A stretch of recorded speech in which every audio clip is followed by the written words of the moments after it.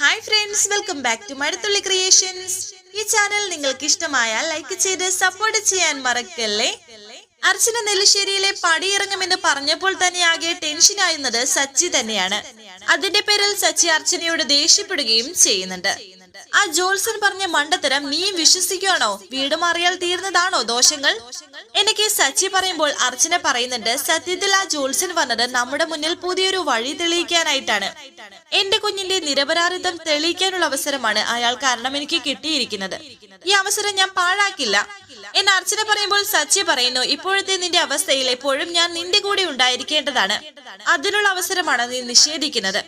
സച്ചിയേട്ടൻ എന്തിനാ ഇങ്ങനെ വിഷമിക്കുന്നത്? ഞാൻ പോകുന്നത് വേറെ എവിടെയല്ലോ, എന്റെ വീട്ടിലേക്കല്ലേ. അവിടെ എല്ലാരും ഉണ്ട്. എനിക്ക് അവിടെ ഒന്നിനും ഒരു കുറവും ഉണ്ടാകില്ല എന്ന് പറയുമ്പോൾ സച്ചി പറയുന്നുണ്ട്, അത് ശരിയാവില്ല. എടോ, താൻ എന്നെ ദേഷ്യം പിടിപ്പിക്കരുത്. നീ കൂടെയില്ലാത്ത ഒരു ദിവസത്തെ പറ്റി എനിക്ക് ആലോചിക്കാൻ പോലും കഴിയില്ല. എന്റെ കുഞ്ഞ് ഈ വീട്ടിൽ ജനിച്ചാൽ ഈ കുടുംബം മുടിയുന്നല്ലേ ഇവിടെ എല്ലാവരുടെയും പേടി. ഇവിടെ ജനിക്കുന്നതിന് പകരം എന്റെ കുഞ്ഞ് എന്റെ വീട്ടിൽ ജനിക്കട്ടെ. കുടുംബം മുടിയോ ഇല്ലയോ എന്ന് അറിയാലോ. എന്റെ കുഞ്ഞ് കാരണം ഇവിടെ ആർക്കും ഒരു ബുദ്ധിമുട്ട് ഉണ്ടാകുന്നത് എനിക്ക് സഹിക്കില്ല. സച്ചി ദേഷ്യത്തോട് പറയുന്നു, നിന്റെ കുഞ്ഞ് കുറെ നേരമായി നിനക്ക് ഇതല്ലാതെ മറ്റൊരു പല്ലവിയില്ല. നിന്റെയും കുഞ്ഞിന്റെയും കാര്യത്തിൽ എനിക്കൊരു പങ്കുമില്ലേ? ആര് പറഞ്ഞു പങ്കില്ലെന്ന്? ഇത് സച്ചിയേട്ടന്റെ കുഞ്ഞല്ലേ. പക്ഷേ ഇപ്പോ ഈ വീട്ടിൽ ഈ കുഞ്ഞിന്റെ ഭാവി ഒരു തുലാസിലാണ്. ഭാഗ്യദോഷിയായ കുഞ്ഞെന്ന പേരിൽ നമ്മുടെ കുഞ്ഞിനെ ആ പേര് ചാർത്തി കൊടുക്കാൻ കുറെ പേര് കാത്തിരിക്കുന്നുണ്ട്. അത് അനുവദിച്ചു കൊടുക്കാൻ എനിക്ക് കഴിയില്ല. ഈ വീട്ടിലുള്ള ആരെയും എനിക്ക് ശത്രുക്കളാക്കാനും കഴിയില്ല. അതിന് നമ്മുടെ കുഞ്ഞിന് ദോഷമില്ലെന്ന് എനിക്ക് തെളിയിക്കണം. കുഞ്ഞ് ജനിക്കുന്നത് വരെ നമ്മൾ രണ്ടുപേരും മാറി മാറി താമസിക്കണം എന്ന് പറഞ്ഞത് ആ ജോത്സനല്ലേ. അത് തെറ്റായാലും ശരിയായാലും അത് അംഗീകരിക്കാൻ തന്നെയാണ് എന്റെ തീരുമാനം. അതുകൊണ്ട് ഇന്നത്തെ രാത്രി എന്റെ ഈ വീട്ടിലെ അവസാനത്തെ ദിവസമാണെന്നും പറയുന്നു. അത് കഴിഞ്ഞാൽ രാവിലെ ഞാൻ പോവും. സച്ചിയേട്ടൻ എന്നെ തടയാൻ ശ്രമിക്കരുത്. എന്റെ അനുവാദത്തോടെ നീ ഈ പടി ഇറങ്ങില്ലെന്ന് സച്ചിയേട്ടന്റെ അനുവാദത്തോടു കൂടി മാത്രമേ ഈ വീട്ടിൽ നിന്ന് പോകും എന്നാണ് എന്റെ തീരുമാനം. പക്ഷേ സച്ചിയേട്ടൻ അനുവദിച്ചില്ലെങ്കിലും എനിക്ക് പോകാതിരിക്കാൻ കഴിയില്ല. അത് ശരി, അപ്പോ എന്റെ വാക്ക് ധിക്കരിച്ച് നീ പോവുമെന്നാണോ എന്ന് സച്ചി ചോദിക്കുന്നുണ്ട്. സച്ചിയേട്ടന്റെ വാക്കുകൾ ഒരിക്കലും ധിക്കരിക്കാനിടയാകരുത് എന്നാ എന്റെ തീരുമാനം. ഒരിക്കലും ഞാൻ ഇതിന് സമ്മതിക്കില്ല. എന്നെ ധിക്കരിച്ചു വേണമെങ്കിൽ നിനക്ക് പോകാം, പക്ഷേ പിന്നെ എന്ത് വേണമെന്ന് ഞാൻ തീരുമാനിക്കുമെന്ന് സച്ചി. ഇത്രയും പറഞ്ഞ് സച്ചി എവിടുന്ന് പോകുമ്പോൾ ടെൻഷനോടെ അർച്ചന നിൽക്കുന്നു. തുടർന്ന് നന്ദനെ കാണിക്കുന്നുണ്ട്. അവനിക നന്ദന്റെ അരികിലേക്ക് സന്തോഷത്തോടെ വന്നു. ഒരു പെരുമ്പറയും വിളംബരവും കൂടി വേണമായിരുന്നു എന്റെ ഈ സന്തോഷം പങ്കുവെക്കാൻ. നാട്ടുകാരെ മുഴുവനും വിളിച്ചറിയിക്കേണ്ട ഒരു സന്തോഷമാണ് ഞാൻ ഇപ്പോൾ അനുഭവിക്കുന്നത്. തനിക്കൊന്നും കാണാനുള്ള ഭാഗ്യമില്ല. ചത്ത ശവം പോലെ ഇവിടെ കിടക്കാമെന്നല്ലാതെ എന്ത് ചെയ്യാനാ? ഞാൻ പറയുന്നത് വല്ലോ മനസ്സിലാവുന്നുണ്ടോ? എടോ, തന്റെ അനിയത്തി ഉണ്ടല്ലോ ഈ വീട്ടിന്റെ നിലവിളക്ക് എന്ന് എല്ലാവരും വാഴ്ത്തി പാടുന്ന അർച്ചന, ഇന്നവളുടെ അന്ത്യ അത്താഴമായിരുന്നു. നാളത്തെ ദിവസം അവൾ ഈ വീട് വിട്ട് നെല്ലിശ്ശേരി വീട് വിട്ട് എന്നേക്കുമായി പോകുന്നു. അവൾ അങ്ങനെ പറഞ്ഞിട്ടില്ല, പക്ഷേ ഞാനിത് അങ്ങനെയാക്കി അങ്ങ് മാറ്റും. ഇതിൽ പരം ഒരു സന്തോഷം എനിക്ക് വേറെ എന്തുണ്ടോ?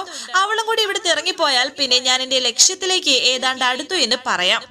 സത്യം പറഞ്ഞാൽ ഇത് എന്റെ ഏറ്റവും വലിയ വിജയമാണ്. അല്ല, ഞാനിതൊക്കെ തന്നോട് പറഞ്ഞിട്ട് എന്താ കാര്യം? എന്നാലും തന്നോട് ഇതൊക്കെ പറയുമ്പോ എന്റെ മനസ്സിന് ഒരു സുഖമൊക്കെ കിട്ടുന്നുണ്ട്. എടോ, തനിക്ക് അറിയോ ഈ കുടുംബത്തിന്റെ ഐശ്വര്യ ലക്ഷ്മിയായിട്ടും രക്ഷകയായിട്ടും എല്ലാവരും അരിയിട്ട് വായിച്ചവളാണ് ഈ അർച്ചന. നാളെ അവൾ വെറുക്കപ്പെട്ടവളായിട്ട് ഈ വീടിന്റെ പടി ഇറങ്ങുന്നു. ഇനിയിപ്പോ നിന്നെയും നിന്റെ തന്തപ്പടിയെയും രക്ഷിക്കാൻ ഇവിടെ ആരുണ്ടോ? ആരുമില്ല. നിന്നെയൊക്കെ ശിക്ഷിക്കാനും രക്ഷിക്കാനും ഇനി ഞാൻ മാത്രമേ ഉള്ളൂ, ഞാൻ മാത്രം എന്ന് അവന്റെ അഹങ്കാരത്തോടെ പറഞ്ഞിട്ട് ആ ചെയറിൽ ഇരിക്കുന്നുണ്ട്. തിരിഞ്ഞാണ് ഇരിക്കുന്നത്. വളരെ ദേഷ്യത്തോടെ ഇതെല്ലാം കേട്ട് കിടക്കുകയാണ് നന്ദൻ. ദേഷ്യത്തോടെ കൈ ചുരുട്ടി പിടിക്കുന്നു. നന്ദൻ തന്റെ ദേഷ്യം മടക്കി പിടിക്കുകയാണ്. തുടർന്ന് സന്ദീപും ആതിരയും സംസാരിക്കുകയാണ്. ആതിര സന്ദീപിനോട് പറയുന്നുണ്ട്, എങ്ങനെയെങ്കിലും ഇത് തടയണം. വീട്ടിൽ നിന്ന് ഇറങ്ങിപ്പോകാനുള്ള തീരുമാനത്തിൽ നിന്നും അച്ചു ചേച്ചി എങ്ങനെയെങ്കിലും പിന്തിരിപ്പിച്ചേ പറ്റൂ. എടുത്ത് ഇങ്ങനൊരു തീരുമാനം എടുക്കുന്ന ഞാൻ സ്വപ്നത്തിൽ പോലും വിചാരിച്ചില്ല എന്ന് സന്ദീപ് പറഞ്ഞു. കിച്ചണിൽ നിന്നും ഞങ്ങളെ 3 പേരെയും ഇറക്കി വിട്ടിട്ട് ഭക്ഷണം ഉണ്ടാക്കുമ്പോഴും അച്ചു ചേച്ചിയുടെ മനസ്സിൽ ഇതാണെന്ന് ഞങ്ങൾ കരുതിയില്ലായിരുന്നു. ആ ഡൈനിങ് ടേബിളിൽ വെച്ച് ചേച്ചി അങ്ങനെ പറഞ്ഞപ്പോ ആകെ ഷോക്കായി പോയി.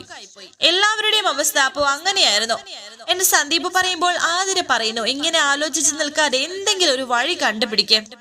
ഒരു തീരുമാനം എടുത്താൽ പിന്നെ അർച്ചന എടുത്ത് അതിൽ നിന്നും പിന്തിരിപ്പിക്കാൻ കഴിയില്ല. എടുത്ത തീരുമാനം നടപ്പാക്കി അടങ്ങും എന്നുള്ള പിടിവാശിയിലാണ് തന്റെ ചേച്ചി. അതുകൊണ്ട് തന്നെ എഴുത്തിയുടെ ജീവിതത്തിൽ ഗുണത്തിന് പകരം ദോഷമേ ഉണ്ടായിട്ടുള്ളൂ. എന്ത് ചെയ്യുന്ന എനിക്ക് ഒരു പിടിയും കിട്ടുന്നില്ല. ഞാൻ പറഞ്ഞാലും അച്ചു ചേച്ചി കേക്കില്ല. 100 ന്യായങ്ങൾ പറഞ്ഞ് എന്റെ വാ അടക്കി കളയും.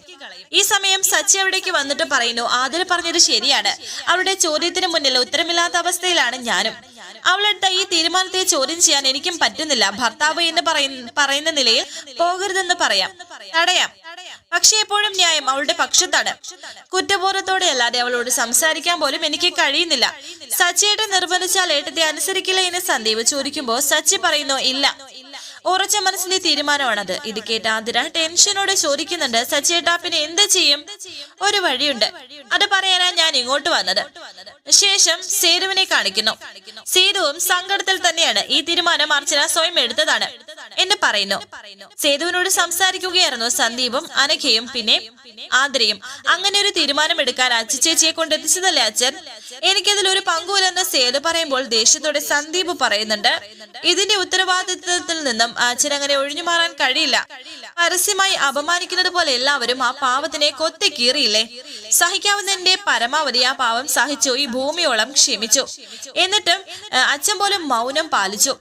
ആ മൗനമാണ് അർച്ചനയെടുത്തേ കൊണ്ട് ഇങ്ങനെ ഒരു തീരുമാനം എടുപ്പിച്ചത്. ഇന്നലെ വരെ അച്ചുചേച്ചി വീടിന്റെ പ്രിയപ്പെട്ടവളായിരുന്നു. അച്ഛന് എല്ലാ കാര്യത്തിനും അച്ചുചേച്ചി വേണമായിരുന്നു.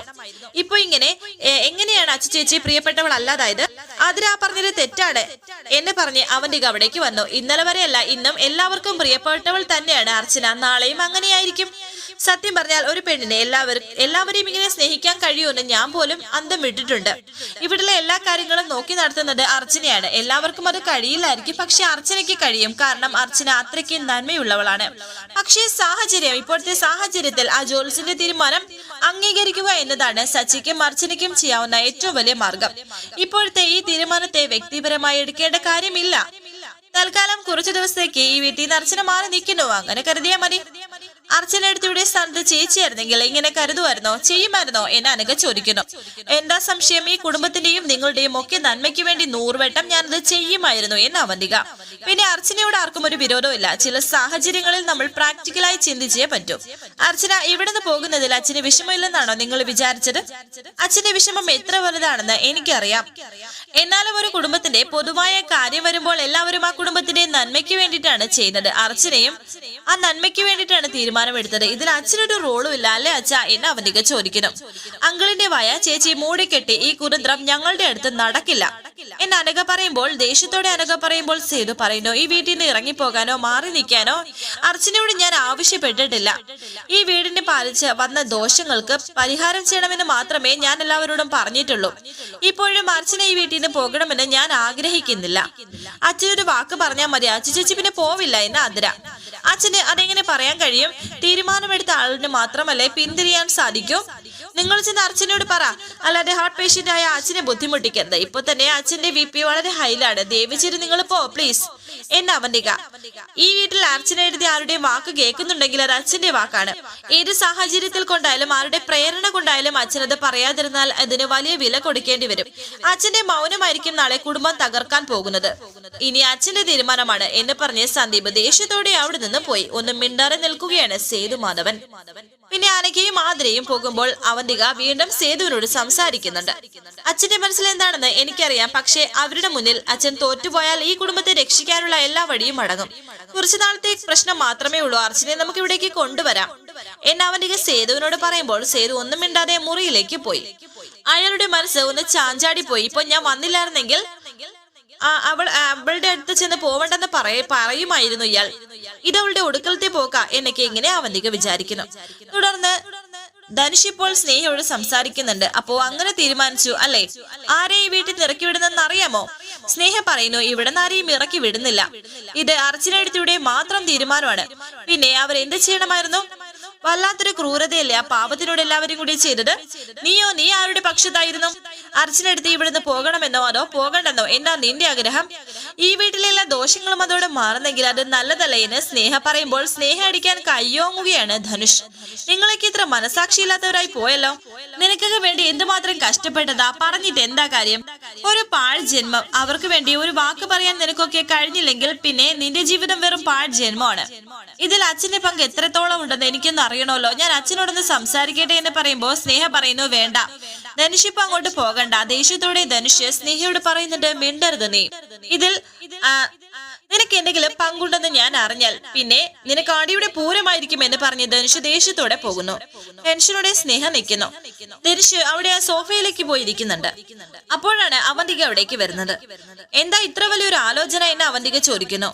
എങ്ങോട്ടാ ഇത്ര അർജന്റായി പോകുന്നത് എന്ന് ചോദിക്കുമ്പോ എന്തിനെന്ന് അവന്തിക പറയുന്നു. നിന്റെ കള്ളത്തരങ്ങൾ ഇന്ന് ഞാൻ പൊളിക്കുമെന്ന് ധനുഷ്. കൊള്ളാം, ഇത്രയും കാലം നിന്നെ ഇവിടെ ജീവിക്കാൻ അനുവദിച്ചത് എന്റെ ദയാണെന്ന് നീ മറക്കരുത്. നിന്നെ ഈ വീട്ടിന്റെ പുറത്ത് എറിഞ്ഞുകളയാൻ എല്ലാ തെളിവുകളും ഞാൻ ഭദ്രമായി സൂക്ഷിച്ചു വെച്ചിട്ടുണ്ട്. എന്നാലും വേണ്ടിയില്ല, സത്യം എല്ലാവരും അറിയണം. നീ കാരണം ഈ വീട്ടിൽ നിന്ന് പുറത്താക്കാൻ പോകുന്നത് ഈ വീടിന്റെ ഐശ്വര്യമായ അർച്ചനയെടുത്തിയാണ് എന്നെ ധനുഷ് പറയുമ്പോൾ അവന്തിക പറയുന്നു, ചിരിച്ചുകൊണ്ട് പറയുന്നുണ്ട്. അല്ല, എന്ന് മുതലാ അവൾ ഐശ്വര്യത്തിന്റെ നിലവിളക്കായി മാറിയത്? സ്നേഹയെ കല്യാണം കഴിക്കുന്നതിന് മുമ്പ് അർച്ചനയെ കൊല്ലാൻ എന്റെ കൂടെ നിന്നവനാണ് നീ. അതുപോലെ പലതിനും അതിന്റെ തെളിവുകൾ ഓരോന്നോരോന്നായിട്ട് ഞാൻ ഇവരുടെ മുന്നിൽ എടുത്തു വെക്കണോ? എന്നെ കൂടെ അത് ചെയ്യിപ്പിക്കരുത്. പരസ്പരം നല്ല സ്നേഹത്തോടെ ജീവിച്ച രണ്ടു പേരെയാണ് നീ ഇപ്പോൾ അകറ്റുന്നതെന്ന് ധനുഷ്. അതെ, ഞാൻ തന്നെയാണ് ചെയ്തത്. നിനക്കിപ്പോ എന്ത് ചെയ്യാൻ കഴിയും? പലതും ചെയ്യാൻ കഴിയുമെന്ന് ധനുഷ് പറയുമ്പോൾ അവന്തിക പറയുന്നു, അത് നിന്റെ തോന്നൽ മാത്രമാണ്. അച്ഛൻ ഞാൻ പറയുന്നത് അനുസരിക്കൂ, ഞാൻ പറയുന്നത് മാത്രമേ ചെയ്യൂ. അതിനപ്പുറത്തേക്ക് അച്ഛനില്ല. അച്ഛന്റെ അടുത്ത് പോയി നിനക്ക് വേണ്ടി അതിനുള്ള പരിശ്രമങ്ങൾ ആകാം. പക്ഷെ അദ്ദേഹം ആ മുറിയിൽ നിന്ന് നിന്നെ ആട്ടി പുറത്താക്കും. എന്നോട് അച്ഛനിപ്പോ അത്രയ്ക്ക് ഇഷ്ടമാണ്. ധനുഷേ, എന്റെ കുറവും പറഞ്ഞ് നിനക്കിപ്പോ അച്ഛന്റെ മുന്നിൽ ചെല്ലാനേ കഴിയില്ല. ഇത് കേട്ട് ധനുഷ് പറയുന്നു, അച്ഛൻ നിന്റെ കയ്യിലായിരിക്കും. പക്ഷെ ഒന്നോർത്തോ, ഒരു ദിവസം അന്ന് ഇതെല്ലാം പൊളിയും. അന്ന് ഞാൻ പറയുന്നതിന് അദ്ദേഹം ചെവി കൊടുക്കും. നിന്നെ ഇവിടുന്ന് പുറത്താക്കുകയും ചെയ്യും. നിനക്കിപ്പോ എന്താ വേണ്ടത്? എന്നെ ഇവിടുന്ന് പുറത്താക്കണോ, അതോ സ്നേഹയോടൊപ്പമുള്ള സന്തോഷകരമായ ജീവിതം വേണോ? അല്ല, നിനക്ക് വേണമെങ്കിൽ അച്ഛന്റെ മുന്നിൽ ചെന്ന് ഇതൊക്കെ പറയാം. പക്ഷെ നിന്റെ ഇവിടുത്തെ ജീവിതം അതോടെ അവസാനിക്കും. എന്റെ ലക്ഷ്യങ്ങൾ എന്താണെന്ന് അറിയാവുന്ന ഒരേ ഒരാൾ നീയാണ്. ഇപ്പൊ നിനക്ക് സമാധാനപരമായ ഒരു ജീവിതമുണ്ട്. അത് നിനക്ക് അനുവദിച്ചു തന്നതാണ് ഒരു പരസ്പര ധാരണയുടെ പേരിൽ. അത് നീ തെറ്റിച്ചാൽ പിന്നെ സ്നേഹയോടൊപ്പമുള്ള ജീവിതം അത് നിനക്ക് ഉണ്ടാവില്ല. നീ സ്നേഹയോടൊപ്പം സന്തോഷമായിട്ടിരിക്കെ ഇവിടുത്തെ കാര്യങ്ങൾ അത് ഞാൻ നോക്കിക്കൊള്ളാം. ഇപ്പോ ഞാൻ പറയുന്നത് അനുസരിച്ചില്ലെങ്കിൽ ഇന്നത്തോടെ നിനക്ക് എല്ലാം നഷ്ടപ്പെടും. അതോർത്താൽ നിനക്ക് നല്ലത്. ഇത്രയും പറഞ്ഞ് അവന്തിക അവിടുന്ന് പോകുമ്പോൾ സങ്കടത്തോടെയും ദേഷ്യത്തോടെയും ഒക്കെ ധനുഷ് നിൽക്കുന്നുണ്ട്. വരാനിരിക്കുന്ന പുതുപുത്തൻ എപ്പിസോഡുമായി വീണ്ടും കാണാം. Thank you for watching. Please subscribe, like, share my channel.